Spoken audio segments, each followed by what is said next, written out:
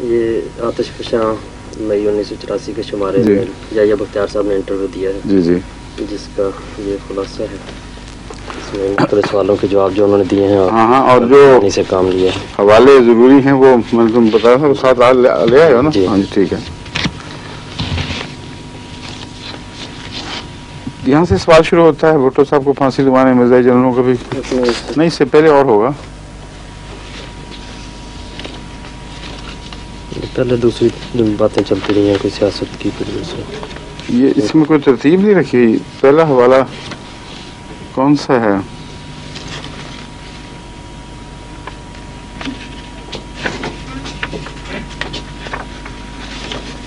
خیر جیسا بھی یہ بات ہے دیکھ لیتے ہیں. سوال تھا بھٹو صاحب کو پھانسی لگوانے میں مرزائی جرنیلوں کا بھی کوئی رول تھا یا یہ بختیار صاحب کا جواب ہے کچھ کہہ نہیں سکتا، انا للہ و انا الیہ راجعون.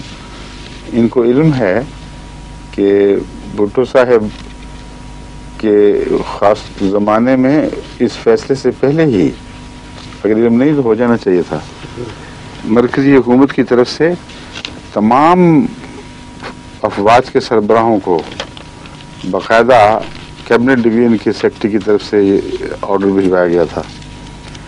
اور وہ آرڈر یہ تھا کہ کسی سینسٹیو پوسٹ پر کسی قادیانی احمدی کو نہیں لگایا جائے گا.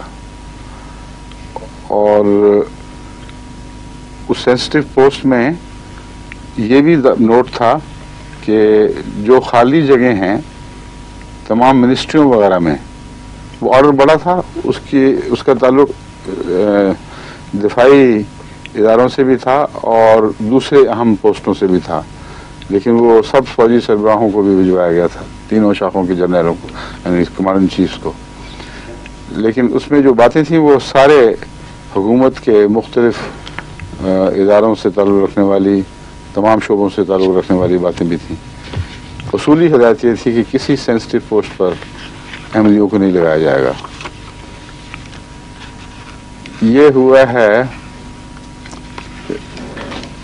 74 سے پہلے 76 میں، جہاں تک مجھے یاد پڑتا ہے، یا 75 میں یہ پہلا آرڈر ایشو ہوا تھا.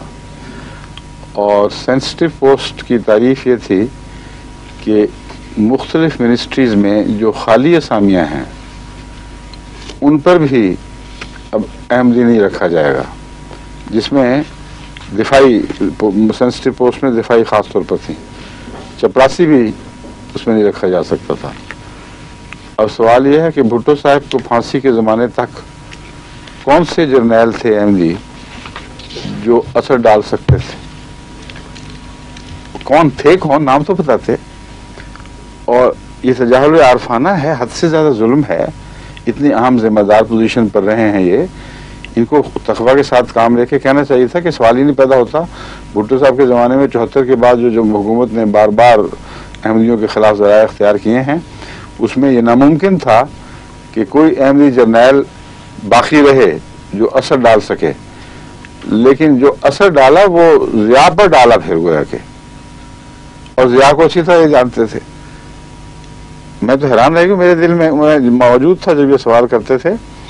ان سے کوئی غیر معلوم محبت تو کبھی بھی مجھے نہیں ہوئی، لیکن یہ ان کی شخصیت کا پہلو پہلے میرے سامنے نہیں تھا. مجھے بالکل توقع نہیں تھی. میں ان کو صاف گو سیدھا سادہ انسان سمجھتا تھا. اللہ رحم کرے ہمارے ملک پر اور ہمارے رہنماؤں پر. اور یہ کہتے ہیں میں صدر بننے کے قابل ہوں، اس ملک کا مجھے صدر ہو جانا چاہیے.